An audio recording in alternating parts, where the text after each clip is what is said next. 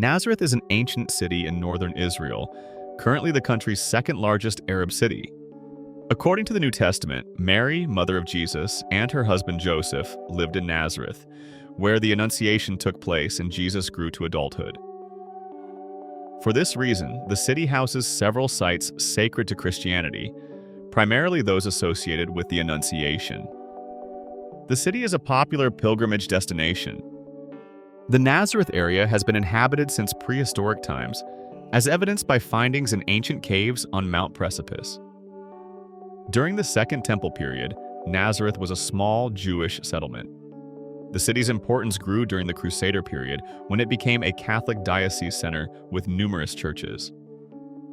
After experiencing various ups and downs, Nazareth truly flourished in the 19th century when European powers began showing interest, leading to the establishment of churches, monasteries, and educational institutions.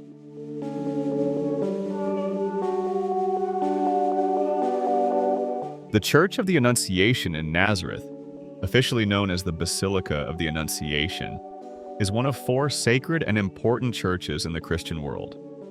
It marks the site where the Annunciation took place.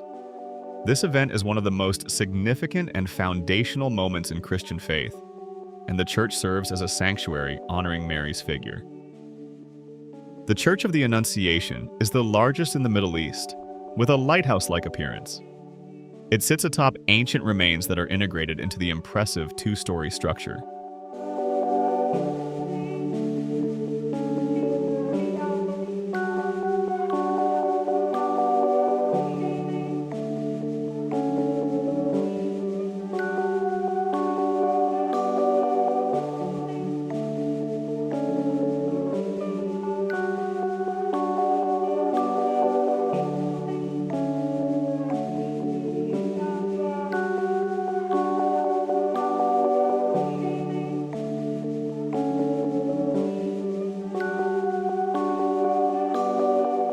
Archaeological excavations at the site revealed the remains of 3 ancient churches that once stood there successively. However, the current structure is relatively new, designed for the Franciscan custody of the Holy Land by Italian architect Giovanni Muzio, and dedicated in 1969. Muzio wanted to give greater emphasis to the Annunciation event. The church is distinguished by its large gray conical dome, topped with a lighthouse-like lantern. The planning of the new church was initially entrusted to Italian architect Antonio Barluzzi, who had built several churches in Israel and abroad. Barluzzi began preparing detailed plans for the church in 1939, but in 1958 the project was transferred to architect Giovanni Muzio. The church consists of 2 large levels that are completely distinct from each other. The lower level, or crypt, preserves the Grotto of the Annunciation and the ancient remains found beneath the church, while the upper level is a modern church.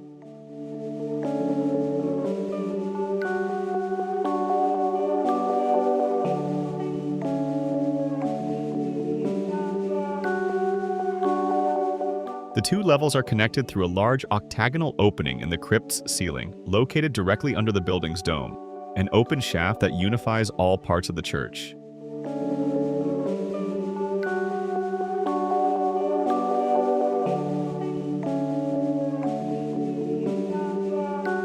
The church is extraordinarily rich in imagery and symbolism, dedicated primarily to Mary and the Annunciation.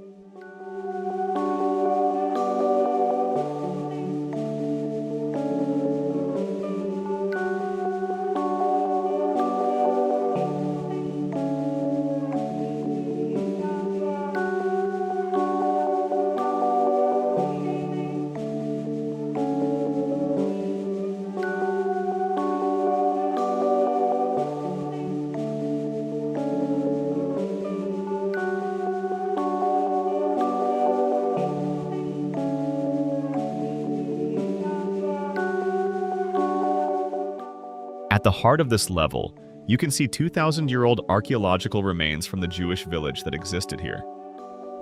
This is the place where Christians believe Mary's house stood, and this is the exact location where the moment of the Annunciation occurred.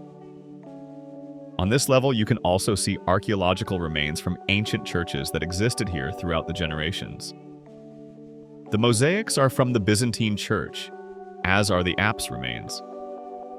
In this place, prayers were directed toward Mary's house, meaning northward, not eastward as is customary. During the Byzantine period, a church was established here, dated to 427 CE.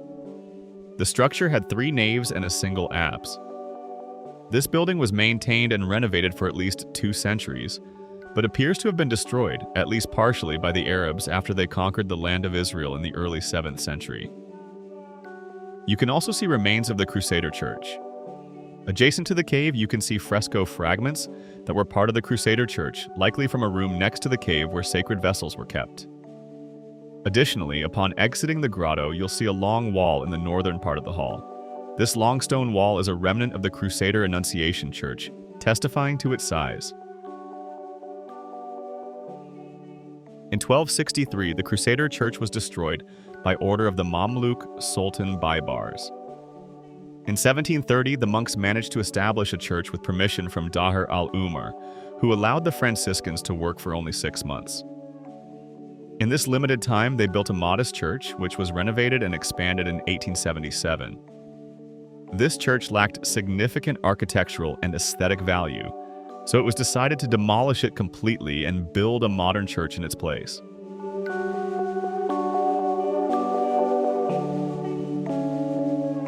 The main entrance to the upper church is through 2 doors set in the northern facade of the building, leading from the northern plaza. However, 3 staircases directly connect the church's 2 levels. 2 spiral staircases are made of light marble.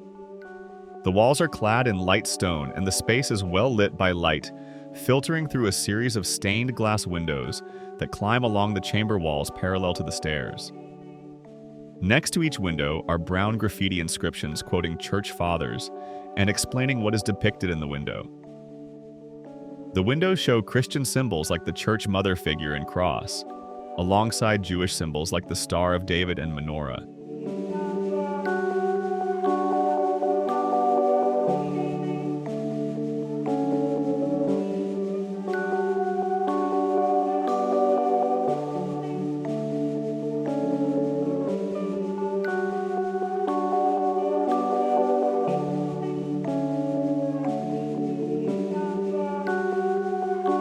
The upper church follows the outline of the crypt below, and therefore also the outline of the 12th century Crusader church.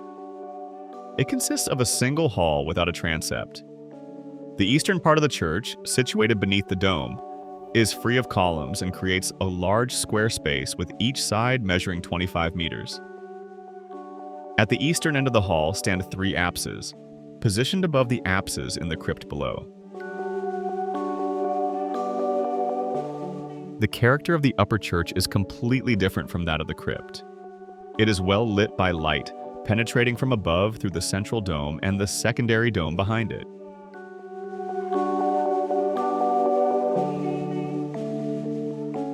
The upper church is packed with numerous artistic elements, densely visible from every direction.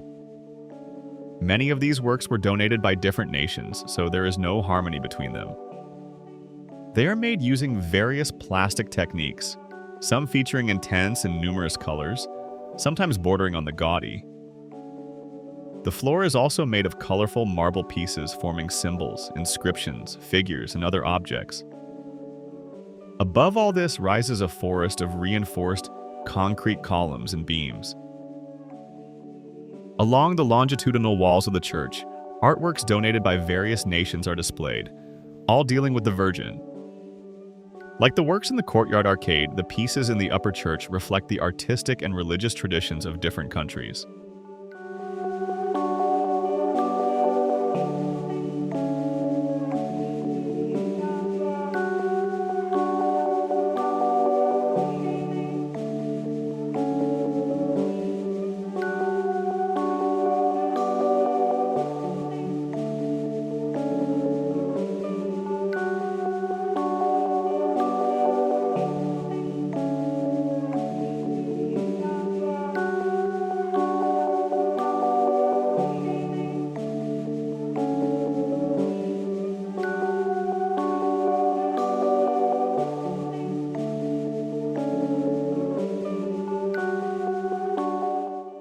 In the arcade, colonnade, that surrounds the church courtyard, there are artworks given as gifts from Catholic communities around the world to the church. The works are made from various materials, such as mosaics or ceramic tiles, and each expresses the artistic and religious tradition of the country that donated it. All the works depict the Virgin in conventional ways: the Madonna and Child, the Pietà, after her coronation in heaven, and so forth. Beyond the unique styles, some works incorporate clear national motifs, such as national flag colors, inscriptions in the national language, or depicting the Virgin as a local patron saint. It's fascinating to see how each culture or community in the world views the Madonna.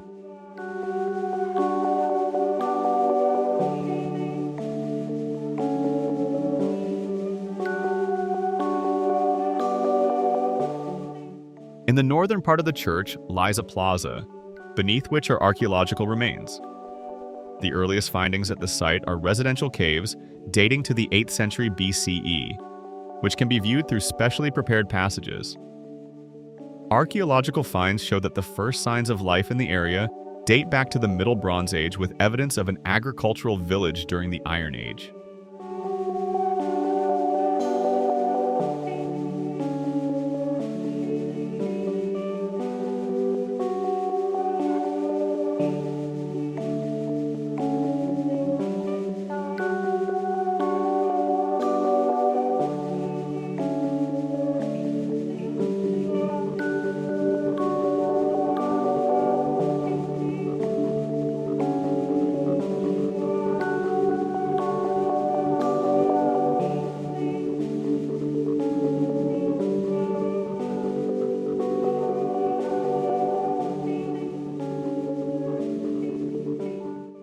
In our next video about Nazareth, we'll explore additional sites in the city, such as the Orthodox Church of the Annunciation and St. Joseph's Church. Follow the content we upload to discover the fascinating history of sites in the Holy Land. Thank you for watching.